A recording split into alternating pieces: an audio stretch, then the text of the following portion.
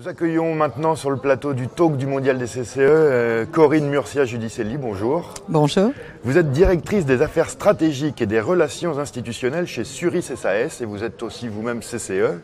Alors Suris, c'est une entreprise qui travaille sur les solutions de sécurité optique et digitale. Qu'est-ce que cela recouvre concrètement?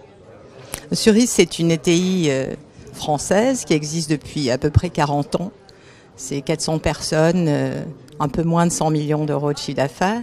Mais c'est le leader mondial, effectivement, des solutions optiques, c'est-à-dire en fait des laminats holographiques qui permettent d'authentifier et de protéger les informations des documents régaliens et des billets de banque. Voilà. Alors vos produits sont déployés dans plus de 100 pays et l'international représente 90% de votre chiffre d'affaires. Quelle place y occupe la région Asie-Pacifique ? Alors, la région Asie-Pacifique occupe une grande place puisque déjà, c'est une région qui démographiquement est très importante, ce qui signifie qu'il y a beaucoup de documents régaliens émis. Donc, en termes de volume, c'est extrêmement intéressant. Il y a des grands pays en Asie, évidemment la Chine, mais aussi l'Indonésie, qui est un des grands pays d'Asie en termes de population, les Philippines. Tous ces pays ont en fait non seulement une grande population, mais aussi beaucoup de citoyens qui voyagent, soit pour les affaires, soit pour des raisons personnelles. Alors les PME françaises sont en retard à l'export. Quand on compare ça à nos voisins, à nos principaux voisins européens, quelle stratégie vous appliquez-vous à Suris pour vous développer à l'étranger? Et donc du coup, quels conseils pourriez-vous donner aux PME françaises qui ne voient pas l'export ou l'international comme une priorité encore? Oui, alors en fait, si vous voulez, il se trouve que l'export pour Suris a été une nécessité parce que l'export a commencé comme le début du business chez Suris. On a d'abord travaillé à l'étranger avant de travailler en France. Ça a été un peu difficile de convaincre les pouvoirs publics français de travailler avec nous et nos premiers clients ont été à l'étranger. En fait, notre premier client, ça a été la Slovaquie, suivi de la Pologne. Et puis, donc, avec l'expérience des premiers pays qu'on avait gagnés, on a développé davantage l'international de manière plus stratégique et moins opportunistique. Et c'est sûr que pour avoir une stratégie efficace à l'international, il y a quand même plusieurs composantes essentielles. D'abord, il faut bien réfléchir où on veut aller pour s'en donner les moyens. Donc, analyser pourquoi on va aller dans tel pays plutôt qu'un autre. Une fois qu'on a décidé le pourquoi, il faut se dire comment. Donc, une des clés, et en particulier, j'ai envie de dire en Asie, c'est de trouver le bon partenaire. C'est vraiment essentiel. Je ne pense pas qu'on puisse réussir dans un pays asiatique, a fortiori, mais c'est à peu près valable partout dans le monde, sans un partenaire qui est à la fois efficace et aussi loyal. Voilà. Donc ça, c'est très important. Et puis, une fois qu'on a dit où et comment, il faut dire avec quoi.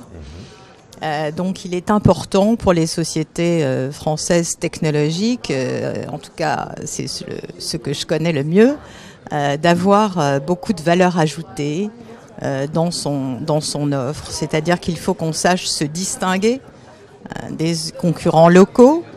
On est plus cher, donc il faut qu'on arrive à justifier notre positionnement par de la valeur ajoutée. Voilà. Alors, vous êtes et avez été depuis longtemps en relation avec des gouvernements de pays émergents et notamment en Asie. Vous parliez de l'Indonésie tout à l'heure. Sur des sujets tels que la confidentialité, l'éthique ou la gouvernance, des concepts dont la définition, l'importance ou l'application peuvent varier selon les pays. Donc comment vous décririez les relations d'affaires en Asie dans votre domaine au niveau gouvernemental ?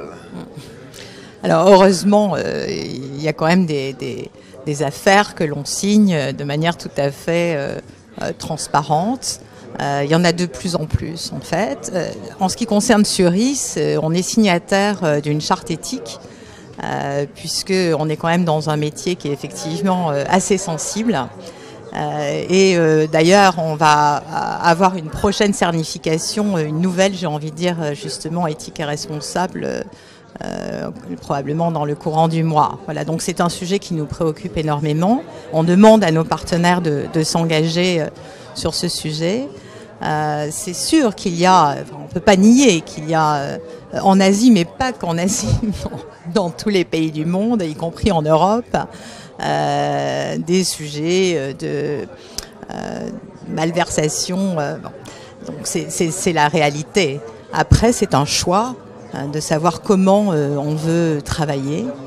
Il y a une plus en plus grande conscience de la part des autorités de ces pays, parce que je pense une plus en plus grande éducation, on va dire technologique, de la part des dirigeants et de leurs équipes, de ce que sont les sujets importants, qu'ils regardent de plus en plus avant de prendre une décision, si la solution qu'ils choisissent pour leur pays, c'est la bonne, si elle est justifiée, si elle a du sens. Et je crois de plus en plus le reste passe au second plan. Voilà. Comment négocie-t-on avec des partenaires asiatiques ? C'est difficile de répondre à votre question parce que chaque pays d'Asie est vraiment différent. On ne négocie pas en Chine populaire comme on négocie en Inde ou comme on négocie en Indonésie. Les circuits de décision ne sont pas les mêmes. Et également, l'approche culturelle de la négociation est pas la même. Voilà. Mais je crois que l'essentiel, ça a été beaucoup dit hier, mais c'est la vérité, c'est d'être extrêmement patient. Il faut montrer à la fois connaissance et humilité. Confiance, prouver que l'on peut vous faire confiance. Et le fait d'être patient et de revenir régulièrement, d'avoir ce contact, cette relation avec les interlocuteurs est extrêmement important. C'est une preuve en fait de votre engagement. Et il faut arriver à rentrer dans ce cercle de confiance des interlocuteurs. Ça, c'est à peu près commun à tous les pays d'Asie. Ouais. Alors, une dernière question. Vous êtes aussi CCE vous-même, je le disais en introduction. Que vous apporte le réseau mondial ou asiatique quand vous êtes dans le coin, dans votre activité ? Alors déjà, il m'apporte beaucoup de plaisir parce que ce sont des collègues ou même des copains ou des amis extrêmement chaleureux et donc on passe de bons moments. Ce qui est important, Alain Bendéjac le rappelait hier matin. Mais on a des emplois du temps très chargés, on a beaucoup d'occupations, donc on est aussi là pour passer un bon moment autrement. Et en plus de cela, il nous apporte beaucoup d'informations.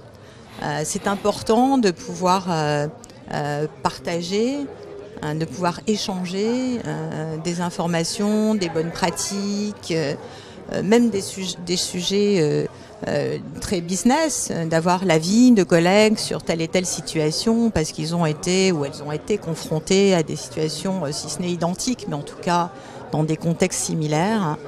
Et donc c'est très enrichissant à ce niveau-là. Voilà. Merci beaucoup Corinne Murcia-Giudicelli. Merci à vous.